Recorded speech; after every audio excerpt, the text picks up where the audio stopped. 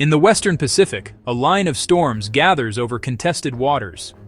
Beneath the clouds, two powers move in lockstep toward a dangerous threshold. Japan and China. Neighbors. Rivals. Both armed. Both alert. One miscalculation could ignite a wider war. At the edge of the map lies a cluster of islands and air lanes that could decide the fate of the region. In Tokyo, policy hardens. In Beijing, rhetoric sharpens. In the air, a new actor complicates the rules. Unmanned eyes and ears. Escalation can happen in seconds. This is the story of a rivalry that could pull the world in. In the East China Sea, tensions have long risen in cycles, a complex dance of power and perception driven by deep-rooted history, modern strategy, and the pressures of domestic politics. Within Japan, a nation constitutionally bound to pacifism, leaders debate the future of deterrence, the strength of alliance commitments, and the ever-thinning limits of restraint. Across the water, China speaks of inalienable sovereignty, the historic mission of reunification, and its perceived destiny of regional leadership backed by growing military might. In the skies, air defense zones overlap. Flight paths intersect. It's a gray zone where rules are contested and each side claims the sovereign right to patrol. On the seas, civilian and paramilitary ships crowd narrow straits. Fishing fleets and Coast Guard cutters become instruments of state policy, where a single wrong move can spiral. With more assets in play, surveillance intensifies. So do the close calls. Behind the scenes, diplomacy tries to keep pace, seeking off-ramps and de-escalation channels. But as technology accelerates, time compresses. Allies, led by the United States, calibrate their presence, careful not to trip alarms, but postured and ready if they must be. From Japan's Yonaguni Island to Taiwan is a mere 110 kilometers, just minutes by jet. In this narrow, congested space, intent must be absolutely clear, and signals must be unmistakable. There is no room for ambiguity. Constant scrambles and patrols create a dangerous choreography of risk, performed daily. The numbers tell the story: more intercepts, tighter distances, and dangerously shorter warnings. For millions on the ground, life goes on, seemingly untouched by the drama overhead. But in quiet command rooms, difficult choices harden into national posture, and posture, under pressure, can become action. The atmosphere is charged, a palpable tension that everyone can feel. In Tokyo, a shift is underway. Sharper language signals a new, more assertive national resolve, breaking from decades of post-war pacifism. Influential figures like Sanae Takaichi now openly speak of urgent defense reforms and the necessity of credible deterrence.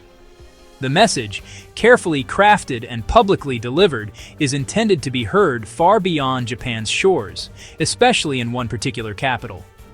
Beijing responds with its own brand of diplomatic steel. Firm warnings, official condemnations, and unambiguous statements of its sovereign red lines. In this high-stakes dialogue, each phrase is parsed, each adjective weighed for intent and hidden meaning. A timeline of public remarks reveals a steady, deliberate climb in rhetorical temperature over mere months. Caught in the middle, Washington walks a narrow diplomatic path, publicly backing its allies while privately urging caution and de-escalation. The turbulence of American domestic politics adds another layer of uncertainty that foreign capitals must factor into their strategic calculus. For China, the leader's words carry immense strategic weight, reinforcing national unity at home and projecting strength abroad. These policy shifts touch money, technology, and treaties all at once, creating ripples across the global economy. Headlines amplify the perception of momentum, turning rhetoric into a self-fulfilling prophecy of confrontation. Words become signals, signals become posture, posture becomes resolve. Point and counterpoint lock into a rigid, unyielding geometry of force. On the water, crews wait for orders that may never come, or could come tonight. The temperature rises, degree by painful degree. Then, in the tense quiet, a test arrives. An unmanned aircraft slips across a contested line. Radar paints a small, steady return. Unknown track. Speed moderate. Scramble protocols initiate. Interceptors launch to identify and escort. Across the water, tracking radars swivel and lock. Visual acquired. The distance shrinks. The risk grows. On open channels, measured voices try to keep friction low. Weapons safe, for now.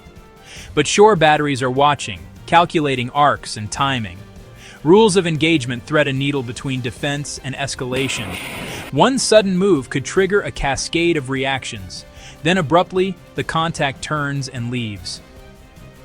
Crisis averted, this time. But every rehearsal teaches the next encounter how to unfold. The incident is recorded, briefed, and added to a growing list. The clock resets. The pattern remains. Behind the scenes, envoys probe for off-ramps. Public gestures promise stability. In private, positions barely move. Multilateral venues offer cover and limited leverage. Economic tools are tested, targeted, and sometimes blunt. Technology becomes terrain. Chips, networks, space. Overhead, satellites map every rehearsal and response. Cables warn of domestic pressures shaping foreign policy. Public narratives harden, leaving little room to yield. Both sides look for de-escalation without appearing weak.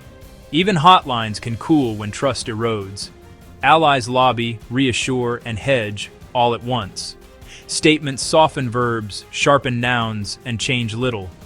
By night, rooms fall silent. The issues do not.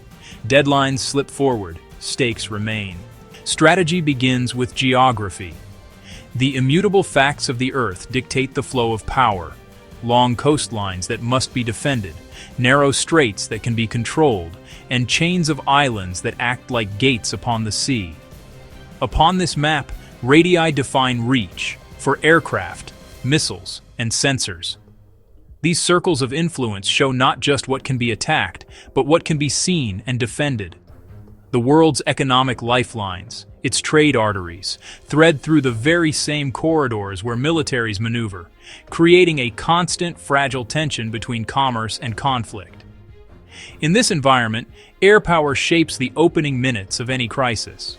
The ability to control the skies is the first move on the board. But fleet sizes, support aircraft, and readiness rates matter as much as the raw performance of any single technology.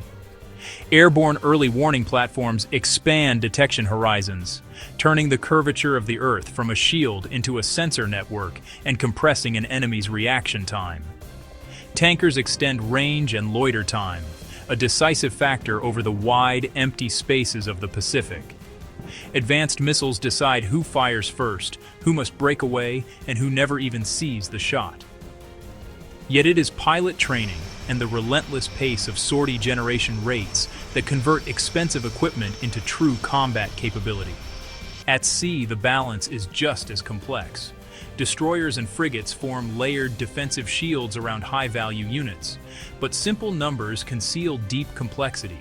The integration of sensors, the sophistication of weapons, and the proficiency of crews are what truly determine performance under fire. Beneath the waves, submarines impose a crushing uncertainty.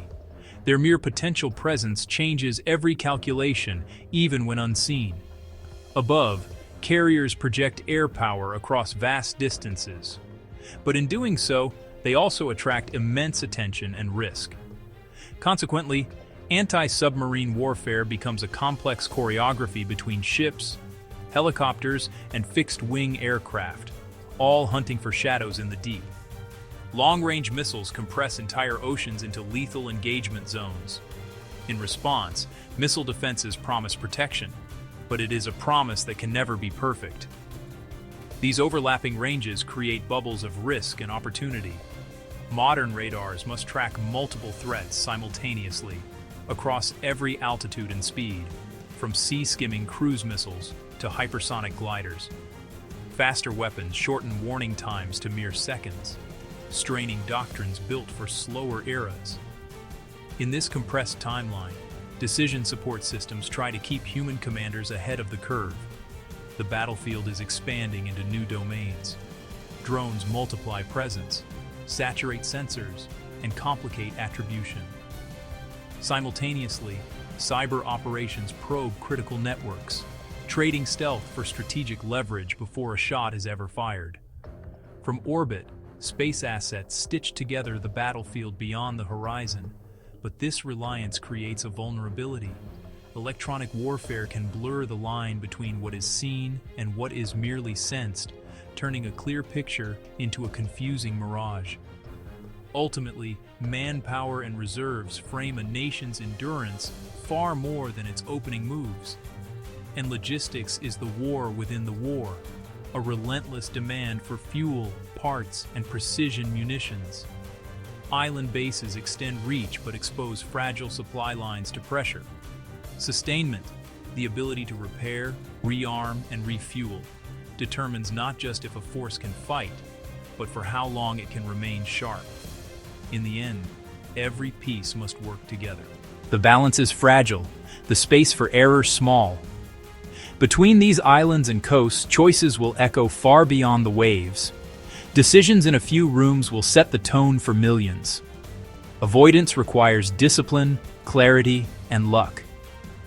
Escalation needs only a moment. The question is not whether the flashpoint exists, but whether we can keep it from flashing.